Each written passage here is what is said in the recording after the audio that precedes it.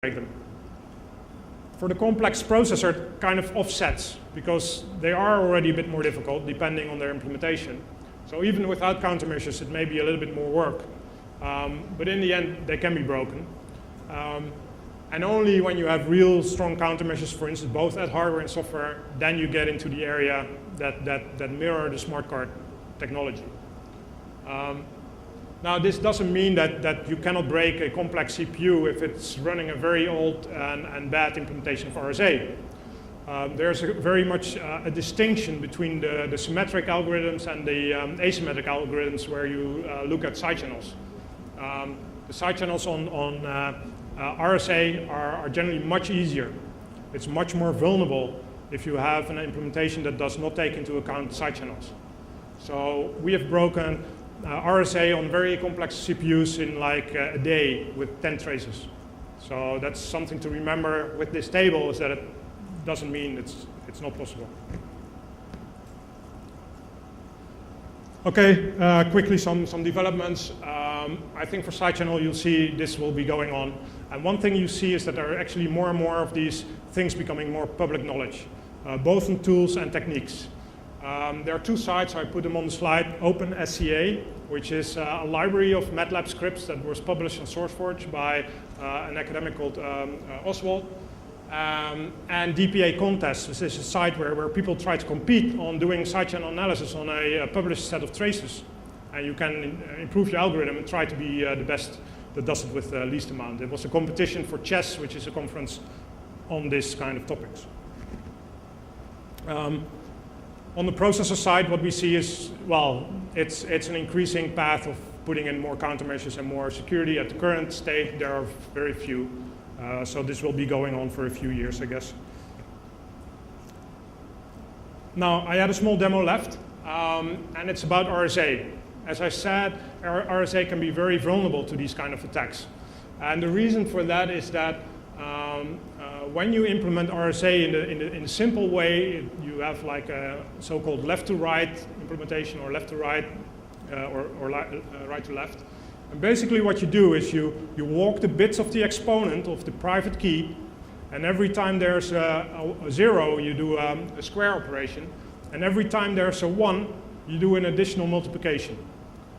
So if I can distinguish the square and the multiply, I can actually see where the 1 bit is. So this is a square and a multiply. It's a little bit longer than the square. And so here I've got a square and a square, so that means that this must be a 0. And then I have a square and a multiply, so this must be a 1. And I can just read off the bits from this trace. And this is a measurement that was done on a contactless card. But we can also do it on the setup I've got here. So this is the board I'm using. It's like an ARM CPU, like I said before. And it's been programmed to do that RSA operation with an internal key, so I cannot get it.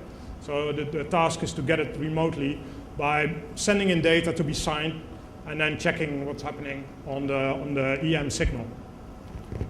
So if I go back to my, oops, I cannot really measure it. So I go to the RSA module and run it. Then basically what I see is this. Well, of course I don't see very much yet. So I can move it around a little bit. Try to see if I see any bits, but I don't see much. So actually what we need to do is improve this signal. And the way we can do that is by filtering. And as you've seen with the power signal with the keyboard logging, low-pass filtering and some other processing may be able to improve the signal. In this case, we're looking at electromagnetic. And an electromagnetic signal is a differential signal. So if you see this, it's actually just going up and down around the 0 line. So what we need to do here is two steps. We need to make it absolute. So we flip the negative part to the positive part, and then we apply the low pass. The way we can do that is we can add some filters in the chain here. So I do an absolute, and I add a low pass. I have to set some weight here. And then I can run it again. And I can move it around a little bit. And you already see the signal now looks completely different, right? There's now patterns in there. Well, now there aren't, but let's see where it was. So again, I do see some patterns here. So if I stop it here, oh, stop. Well, actually, this was already a good one. So now, actually, what you can see is that there are some changes here. So this pattern is different from this one. So this may well be a multiply square. So this is the difference between left to right and right to left. So this is a multiply square, multiply square, multiply square, square, square, square. So actually what you're reading here are the key bits of the RSA key. And actually this is as simple as this for a lot of devices if they don't implement their RSA correctly. Even with RSA accelerators, so multiplication engines, doesn't make that much difference in this case.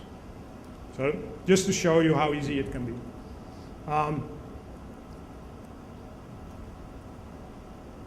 Basically the conclusion, I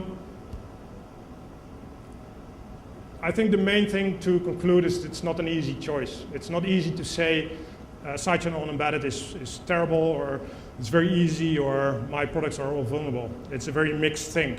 There are obstacles that you need to overcome. However, there are different ways you can measure. And there are still the software implementations that can have a lot of mistakes and easy things to hook onto if you're attacking a system. So in an overview, the threats are mostly to microcontrollers without countermeasures, because like I said, they're like the smart cards of 10 years ago. Or if you have a high security device that's actually protecting something very valuable, because then for the attacker, of course, all this effort may be worth it, and then again, it may be something to reckon with. Well, some recommendations. Of course, like I said, if you want to have strong protection, you need strong countermeasures, so you really need to think both in the hardware acquisition, if you buy it, or in your development, how to implement that. Also demand from your manufacturers to add this. We generally tend to see only manufacturers when customers ask for this. It's either certification, and that's in the smart card world, so all the smart cards that want to be in the payment, they certify their device and they get tested. But in all the other areas, we only get customers visiting us, asking how does this work and what do you do against this when customers ask for it. If you don't ask for it, you won't get it. Do not only rely on the hardware protection, and that is, for instance, with the RSA, because of, you can do so much wrong in software. And in the end, if you really want to know if a device leaks and if it's an issue for you, the only way to find out is testing. For us, it's the same thing. We can never predict if something will be easy or difficult. And you can always do testing in different ways. You can do a quick assessment and you can do intensive work. But it remains a physical device with physical properties that are very, very difficult to predict. And even in design phases of chips, the chip designers cannot predict what the leakage will be. They can try, but in the end, we see that there are still surprises in that area. That basically finishes my talk. So, any questions? 2. Joe was first.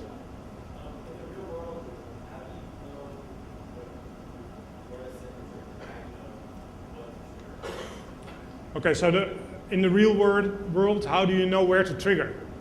Well, like I said, one thing can be visual inspection, so you recognize the crypto by just measuring, and then you would have to have some means of selecting that in your scope or matching that.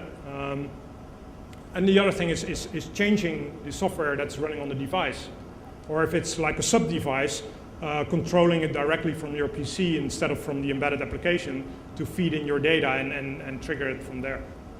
So you could always, even if you don't start the trigger exactly when your operation is, as long as you start the trigger at the same time, every time, then you could always delay and zoom in on the scope to get that setting. Yeah, and the drawback can be if it's like a long delay before it starts, you need this long buffer, and you need a big scope, and it will take a long time, or the acquisition will be slow. You need a big disk because you kind of need to select smartly.